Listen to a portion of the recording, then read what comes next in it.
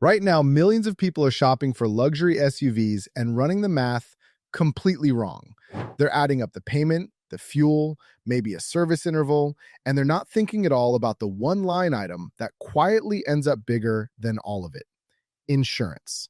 On some of the most popular, most expensive, most aspirational SUVs you can buy in 2026, the annual insurance premium isn't just higher than what you'd spend on maintenance, it's doubling it. In one case on this list, it's running 3.5 times the annual service tab. These are 10 SUVs where what you pay to keep them insured costs more than what you pay to keep them running, and a few of them are going to surprise you. Number 10, Land Rover Defender. Defender ownership already comes with a cost premium most people accept going in. The 10-year maintenance bill runs just over $18,000, roughly $1,810 a year, and the reliability rating sits at 2.5 out of 5, which means you'll be seeing a mechanic more often than most of the segment.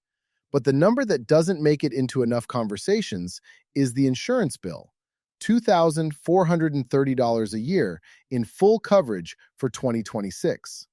The Defender's electrical systems and terrain response hardware show up in claim severity the same way they show up in repair invoices, and insurers price for both. At a 1.3x ratio, the Defender is the gentlest entry on this list, but it still crosses the line where your annual insurance premium is bigger than your annual maintenance spend, and that sets the tone for everything above it. Number 9, BMW X7. BMW's flagship three-row runs $2,287 a year in insurance, against annual maintenance that ranges from $1,200 to $2,000, depending on where you are in the ownership cycle.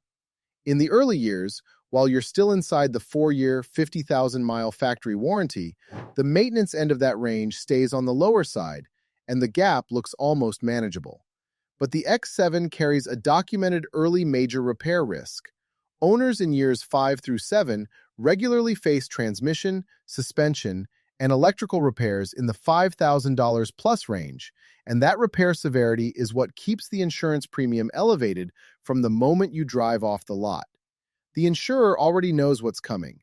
You find out later, and the bigger that bill when it arrives, the more clearly you'll understand why the premium was where it was from day one. Number 8, Mercedes-Benz GLE.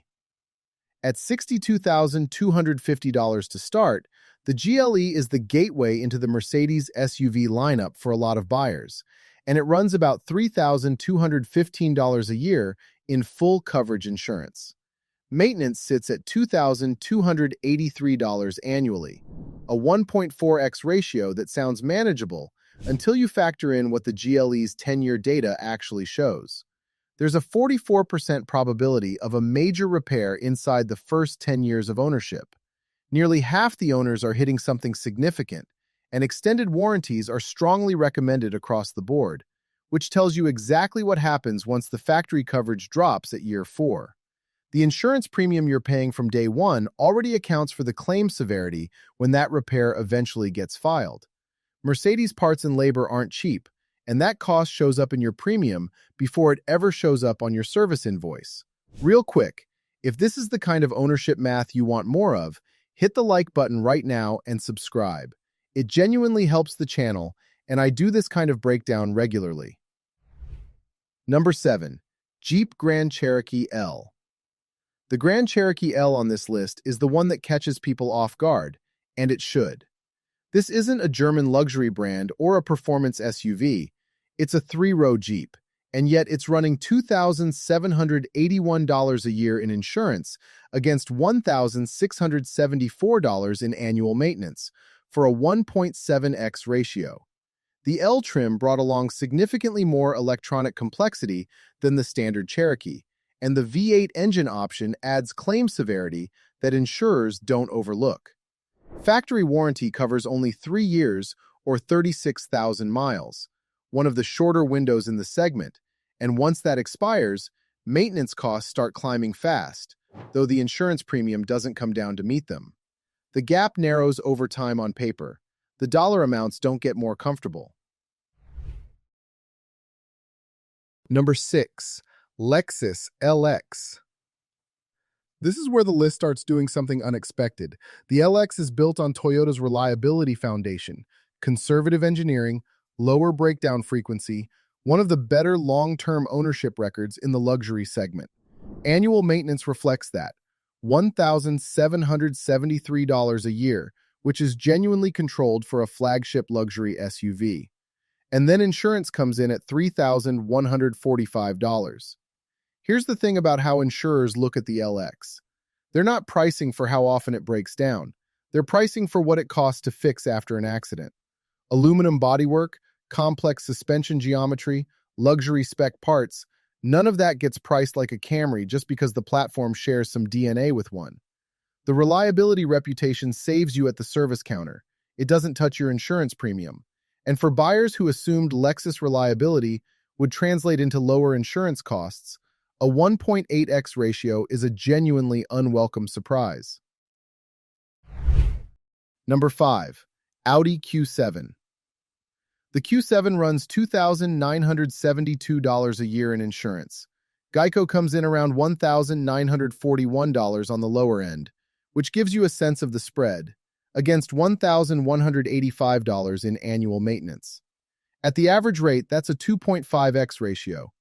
Audi's reputation for complex electrical architecture isn't unfair, it's earned.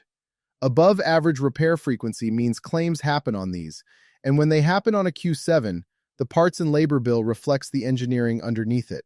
Over a 10-year window, maintenance totals around $13,000. Insurance, at the average premium, totals close to $30,000 over the same period. For buyers who modeled out the ownership costs carefully and felt good about the maintenance number, the insurance column is doing most of the damage, and it's the one they planned for least. And here's what you need to know about the next 4 vehicles on this list. The gap stops being a ratio that looks interesting in a spreadsheet and becomes the dominant cost of ownership in real dollars. These aren't edge cases anymore. Number 4. Cadillac Escalade. The Escalade is interesting because the reason the insurance is high isn't what most people assume. It's not primarily about repair complexity, it's about theft. The Escalade carries one of the highest vehicle theft rates in the country, and insurers are pricing for a 6-figure replacement value on every single policy. Full coverage runs between $2,646 and $3,381, with Hartford coming in around $2,101 on the low end. Annual maintenance, by contrast, is $1,007, actually one of the lower figures on this entire list. That gives you a ratio somewhere between 2.6x and 3.4x depending on coverage, which means you've got a vehicle that's relatively affordable to keep running, but costs nearly 3 times that to protect. Shopping coverage carefully is about the only lever you have here, because the theft profile on an Escalade isn't going away anytime soon. Number 3. Infiniti QX80. The QX80 might be the most striking number on this list when you look at it straight. Annual maintenance, $718. That's not a rounding error.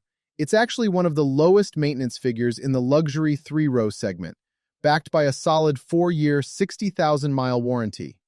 Annual insurance, $2,438, with State Farm coming in around $2,033 on the low end. The ratio is 3.4x. For every dollar you spend keeping the QX80 running, you're spending $3.50 to insure it.